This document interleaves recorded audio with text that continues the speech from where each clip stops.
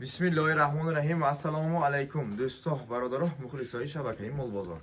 Mana imroz boz یک بار دیگر دوستو نوار از نوحی سپیتمین مال های نوردین پالوان. نوردین پالوان. السلام علیکم. علیکم سلام. غنوجین نه؟ غنوجین وای. اینا بگوز میونی؟ بخور هفتگی اکا. بخور هفتگی؟ ایناش بگوزی نزدیکه. خلاصه اینجا 5 سر غنوجین، 1 سر بقه. خیلی اکا. یک تک معلومات میتیم دوستو درباره همش. ویدیو که دستگیری کنید دوستو. لایک کنید. یک تک کامنتاری خوش نیستم باشد معلومات دادن سر میکنیم. من همین بقه مال نمره 1 گیبرید 10 ماهش دیگه دکا. سینو سالش 10 ماه بقه. نه سکی است شاشیلمه. بای این بقه بایش این اکم با اونجا آوره چوه یا من افتالاگ برو من دوستا این مال نمره 1 10 ماه بقه گیبرید سیمنتال کدی ها شیویت باشد می چهل پرود کارپات باشد می گیبرید شدگی 10 ماه سلامتی خورده خوراکش 100% اکا. اما ماش 100% سر بینتون خوشوره میشه باغ آوری بینتون بهتری کش میشه من سلامتی خورده خوراکش اما ماش ناس 10 ماه بقه کفالتش کردیم بقیه در روزه بهتون دوستا کامنتاری لایک های مونتون کنین نوردین پولو نرخ گاب میزنیم نرخش چوب 18000 معامله دست افکر میکنم اکا. 18000 سوم تماما گاب نیست 18000 باور کنم روسیه اومدگی قزاقستان اومدگی اوش خونچه گوسلچای بازار به 12000 سوم 20000 سوم سوداش داشت 18000 سوم باز معامله دست افکر اکا. بهترین این مال نمره 1 بقیه 10 ماه گیبرید خب معلوم که بقیه آینده شاید دوستو. خب میگذاریم دیومش به غنوجین چه اکا. غنوجین چارنی پیاستر چند وقته این؟ یه 8 ماه هم 7 ماه 8 ماه اکا. 7-8 ماه غنوجین نه غنوجین تماشا کن تو بهترین داره من غنوجین میگیشتیگو نبین تو ستای کچه من بهترین خوشرو بینیمید غنوجین خوشرو بدست دوستو لاستچکه شپرکچه میگه شپرکچه سمشد örüşme şaparak sevmişler diyorsa örüşme nemeden şaparakça boyum nasıl göçoş kalon şaparakça boyum şaparakça kim edona Davistan ve fikrim lastik mi şada şaparakça kemin tarihi Davistan خب نرخش میگویی نرخ اکا 12300 معامله دست افکر اکا. بهترین نرخ 12300 سوم غنوجینی دست افکر اکا. غنوجینی 8 ماه گفتیم 7-8 ماه غنوجینی که ذاتی غنوجین دوستو ببینم بالا خوشونه باش دراز 12300 اما خیلی اکا. بهترین نرخ. خب میگذاریم سیومش به گیبرید اکا. گیبرید چهارن پیاست سیمنتال. چند وقته شده این بخار رفتگی؟ گذشتگی دکا. سینه چاوش بیاد ذاتی شیری بود اما معلوم ده برخدا این مال نمره 3 دوستا اکه یاردم بکرینگ سکین وانا نمیتون دوستا غنوجینه بای سک اکی براست فیگور قد و قامت آمدگی تنه دار بود است غنوجین این غنوجینه بیتون سر خوش رو گیشه توشه بیتون توش چانقه بیتون میشد بر بهترین این مال نمره 3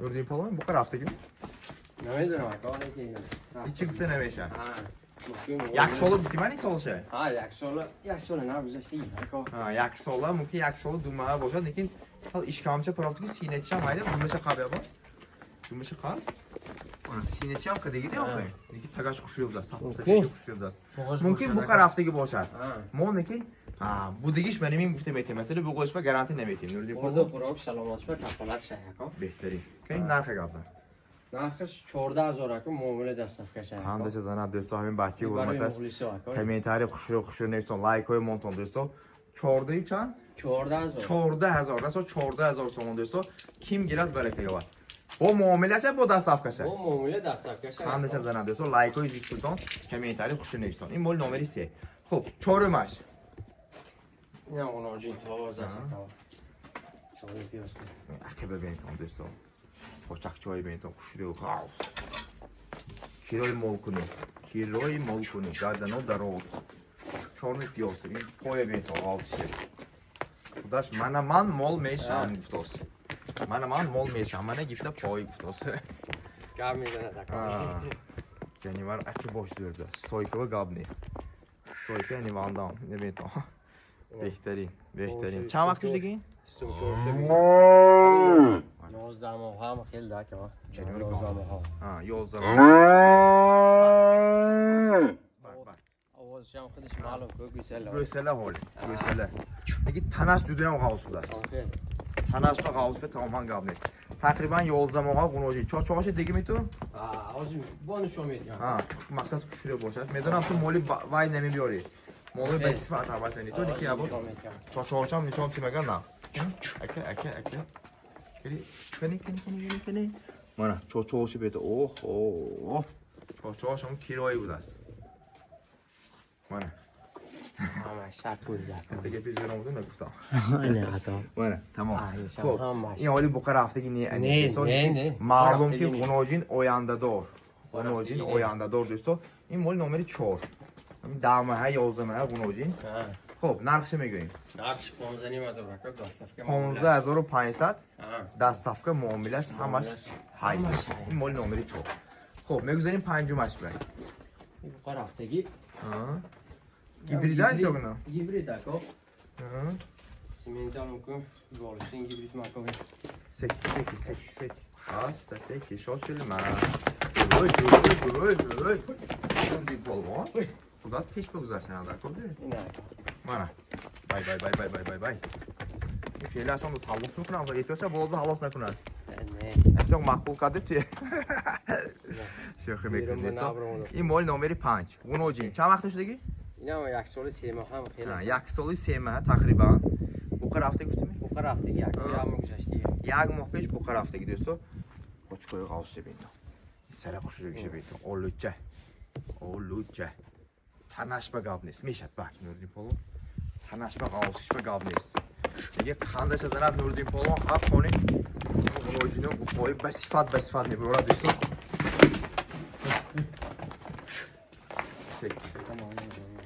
یک ماه پیش بقر هفتگی 1 سال و 3 ماه تقریبا نمیشه دومینه ابو گوش سفیدی خوشی داد نرخ قبلا نوردین پالون نرخش 17000 معامله دستفکه 17000 تومان معامله دستفکه این مال نمره 5 است قنوجین 1 ماه پیش بقر هفتگی خب میگذاریم مال نمره 6 بوغوز نکن نه قنوجین نه اینا قنوجی اونی اینا قنوجین من کنی است برامس من این سینه که دست وجه ها تیاره که تیار روی سینه که دیگه قنوجین بغوزی نزدیک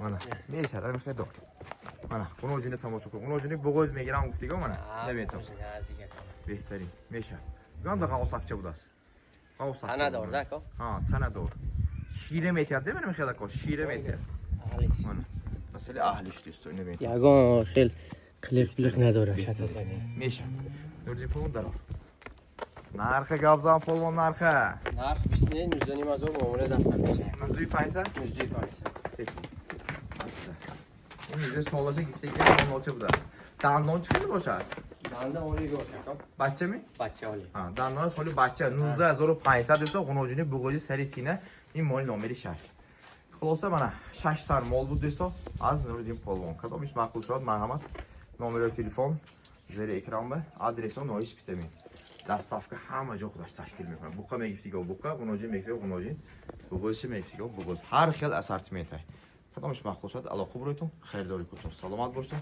همه برای کار